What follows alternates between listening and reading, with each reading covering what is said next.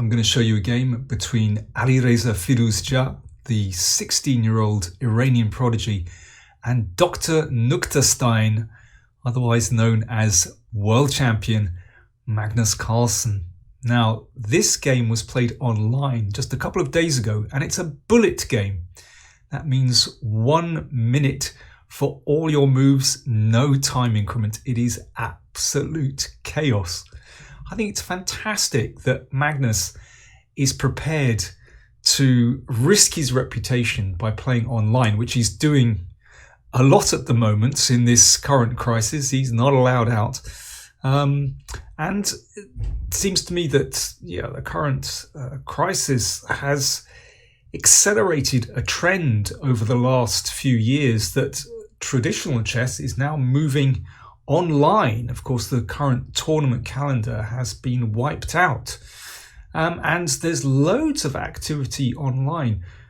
For example, Magnus Carlsen is going to be organizing and playing in a rapid play online tournament starting April the 18th with a prize fund of $250,000. So he is seizing an opportunity. Very interesting. But let's come back to this bullet match. I mean, this is just fantastic fun. The players played almost 200 games, and Alireza Firouzja won the match by, 103.5 to 90.5. Incredible. Now, a lot of people are saying, you shouldn't bother looking at these games, but actually, I think we can learn a lot even from these bullet games. Let's take a look. Firouzja with the white pieces, Dr. Nukhtastein, Magnus with black. Now, of course, Nukhtastein is a pun. Magnus likes this kind of thing. He used to call himself Dr. Drunkenstein, but he's changed to Nukhtastein. Of course, Nukta means sober. It's a little bit like the German nüchtern. And he doesn't drink at the moment. But having seen this move, knight g8, I don't know, he might be back on the sauce. Of course, the normal move would be to play the knight to d5, the Alekhine defense. Knight g8 looks crazy. You're giving away all this time. But in fact, there is method in his madness, because you can still chip away at that pawn on e5. And in fact, they reach a very standard kind of pawn structure in a second that can arise, well, typically from the Alekhine defense, but also from the Caro-Kann and from the French defense as well. So let's see how they did this. So here, black is about to bring pieces out and, perhaps take here and perhaps play on that slight weakness on e5. So Firouzja takes on d6. I should say that the most important thing in bullet chess, where you simply have no time to think, you should just play on your instinct, is to get the initiative, to find a plan and stick to it. And basically, so far, the players have ignored each other. They've just set up their pieces in a normal way. Black has this typical pawn structure I mentioned earlier, super solid, and Magnus has brought out his pieces. And Firouzja also has set up in a very standard way and is prepared to bring out pieces. So basically, they're not engaging with each other yet. It's all kind of automatic. So important for bullet chess. But here is the first big decision that Magnus makes. What are you going to do with the king? It's clear it can't stay in the middle. There's too much going on here. And he needs to connect his rooks. Very important. So do you go kingside or queenside? Well, Magnus went queenside, and as we'll see, he might have had pause to regret that decision. Well, there's no time to regret anything in bullet chess. You just get on with it. And Firouzja finds a nice maneuver. The knight hits the bishop. Of course, if the bishop, you would like to keep that bishop, but if it goes back, then bishop f4 is very nasty indeed. So Magnus gives up that bishop, but who cares? You know, on with the game. But having got rid of that bishop, then this is an absolute monster. So we've got one of these unusual situations with two bishops against two knights. But in this pretty open position, this definitely favours the bishops. I mean, you can see both of them are so active. But also, and this is very nice, White has a really clear plan to attack Black's king, and this is nasty. This is very nasty indeed. Of course, we tuck that bishop away. It's slicing across the board. Very uncomfortable for Black's king, and suddenly, you know, this pawn wants to go the whole way. It's a really uncomfortable position, and bear in mind there could be something nasty with Queen G3 happening very soon. I mean, Queen G3 looks like a pretty good move here, but Firouzja, he's got a plan and he sticks to it. On we go.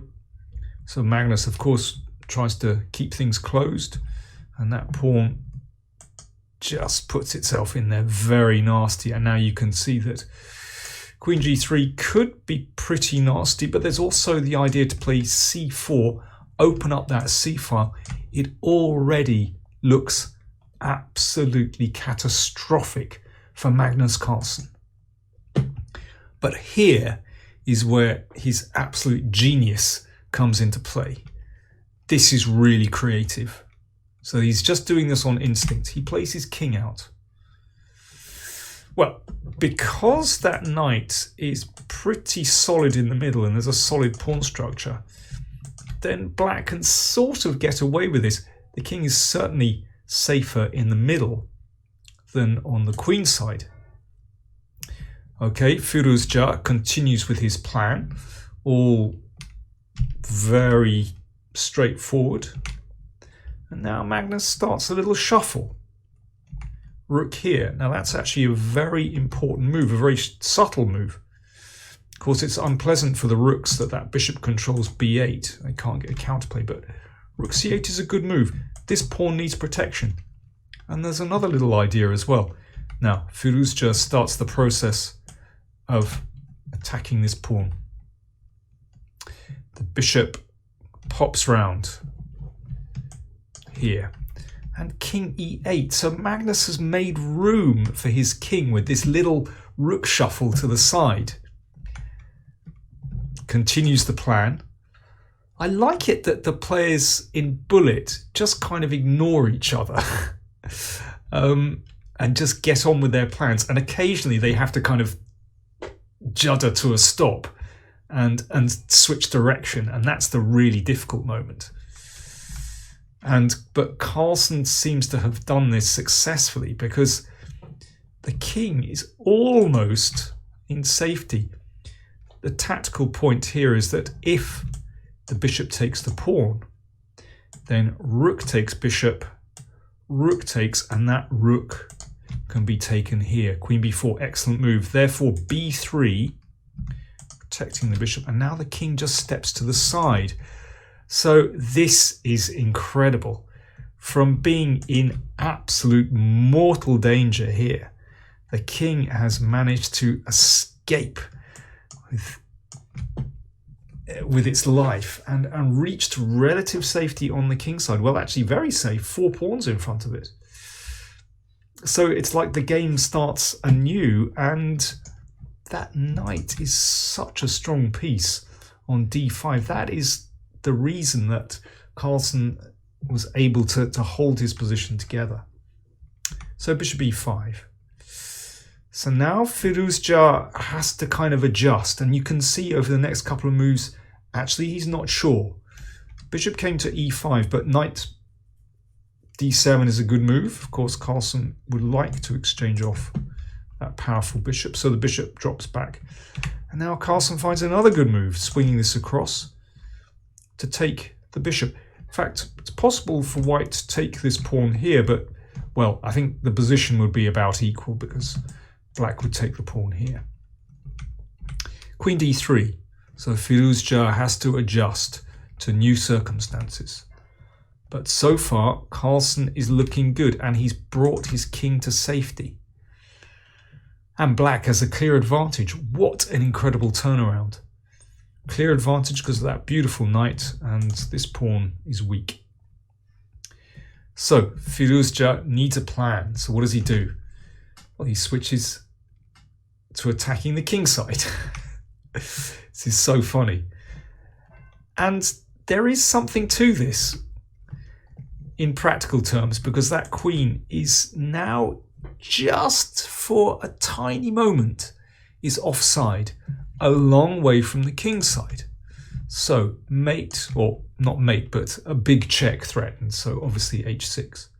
Bishop e5. That bishop finds a new role attacking the king side.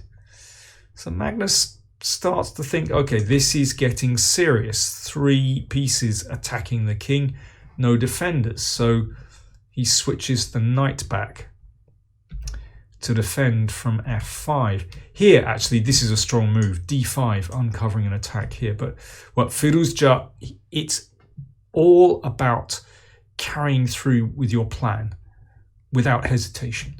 And he plays queen d2. He's still attacking on the king side. Here, Carlsen should step out of the way with king h7. But he plays rook d7. And that gives his opponent a fantastic chance. Bishop takes pawn. And queen takes, and white is in for the kill. The knight is attacked. The queen, these rooks, well, they're way across the other side of the board. They're in Siberia. They're in Yekaterinburg. They can't do anything now. Carlsen defends against the mate. Queen takes pawn check. Of course, the queen can't be taken because of the pin. The king steps to the side. And rook h4 check. That was the final move of the game. Game over. It's going to be mate. Here, Carlsen resigned. Let's just check the final moves. If the knight steps in the way, well, it has to. It's mate in short order. Let's just go to the final position. And queen f6. And mate on g7. Wow, great stuff. I really enjoyed that. You know, it's all about the initiative. Of course, chess normally is about the initiative, but in bullet chess, it's exaggerated. You need a plan, you need to carry it through. Basically, you ignore your opponent. But I thought we saw great skill from both players there. Magnus almost got away with having an absolutely rotten position. I'll show you another of these games from this match, which was also very entertaining and I think very instructive. Don't forget to like, comment, share and subscribe, and do consider supporting us on PayPal or via patreon.com/PowerPlayChess. Thanks for watching.